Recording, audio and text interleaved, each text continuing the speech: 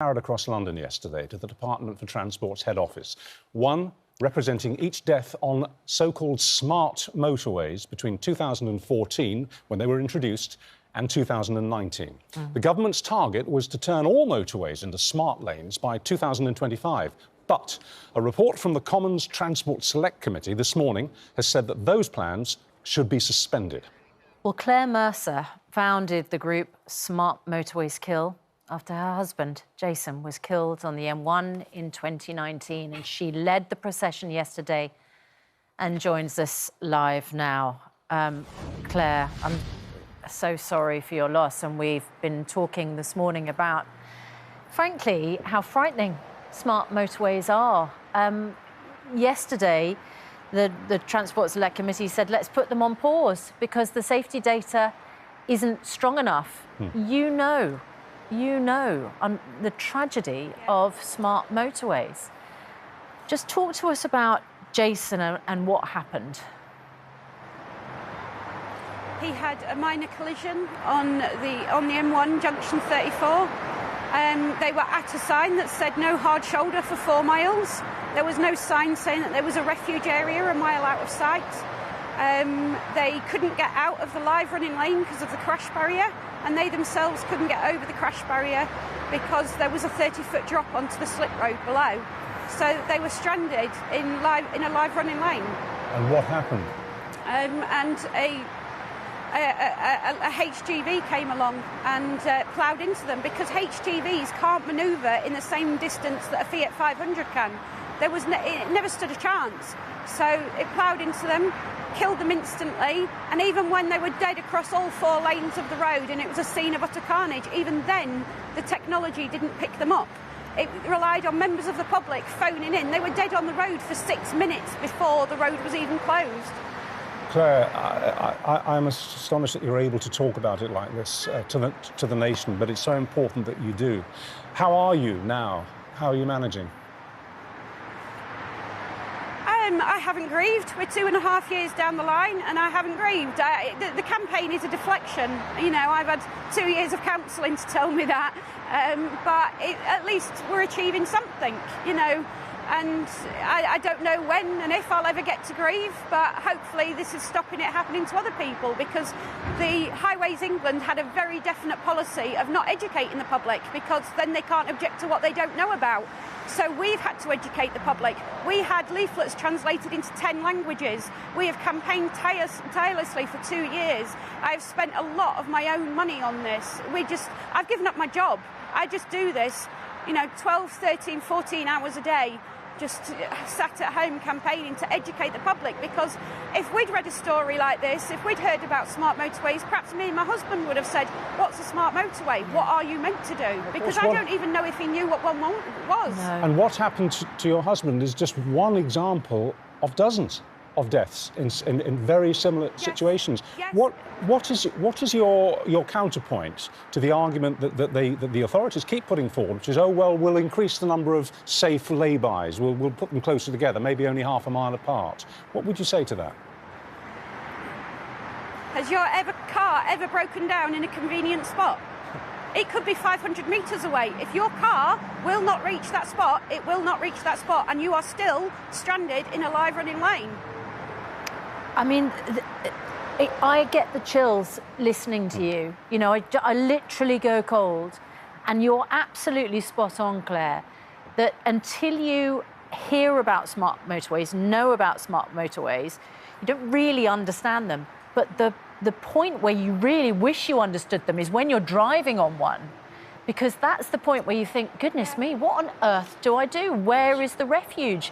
Is the technology working? We know in too many cases the technology is not working properly. The cameras. The cameras which are supposed to pick up the breakdowns. Look, Claire, this Transport Select Committee report says that they question the safety record of those stretches in which the hard shoulder has been turned into a live lane. Ministers have been told not to open any more new smart motorways until they have the data to prove they are safer than traditional motorways, which is what we hear government ministers telling us repeatedly. More emergency refuge areas should be built for existing smart motorways, meaning drivers are never more than a mile, not even half a mile, but a mile away from a refuge if they break down. You must have heard recommendations, you know, over the couple of years since you lost your husband. What do you think about the fact that the Department of Transport says they will consider these recommendations? Well, I know full well what they're going to do. They're going to ignore them because these are only recommendations. They're not enforceable. Why a parliamentary committee is not enforceable, I don't understand. But 3 times now, in the past few years, they've recommended that we don't do smart motorways at all. They said absolutely do not do them in 2015. And they just still did them. So they have no problems ignoring them from 2015 to now. So they're just going to keep on, you know, ignoring them.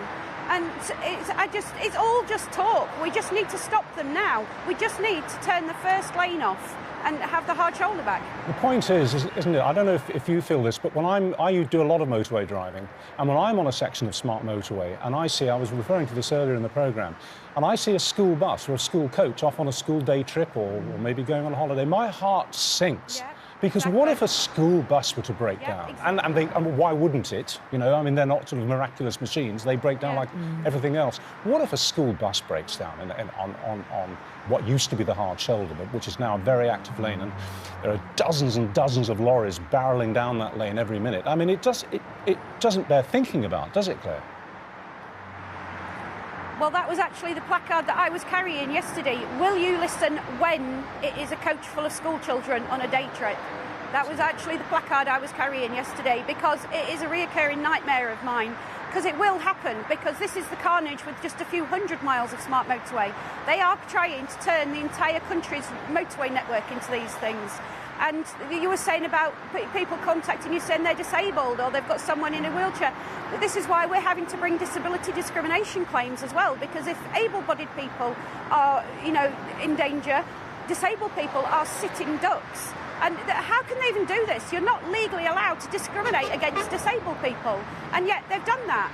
And then they're releasing replies to my statements saying we're committed to not opening any more sections of smart motorway without the technology in. But 2 weeks ago, they opened a section of the M4 in Berkshire with absolutely no technology in it at all. Claire, we're getting so many messages. I'm just looking at my smart tablet here. We're getting so many messages from people who either are disabled themselves or who have disabled members of their family making this point again and again and again, saying they are terrified of using smart motorways because if they break down, they're going to be stuck. They won't be able to get over the barrier. They won't be able to get the wheelchair over the barrier. And they're making the point you're making. It's active discrimination against disabled people. Yes. You say that you think it'll just be talk, talk, talk, but you can't truly think that. You wouldn't be campaigning, Claire, if you didn't have an end victory in sight. And you see, I happen to think that you're right, because I think that when there is some kind of extra unspeakable level of tragedy, that will be the point when no sane government could turn around and say it's all right.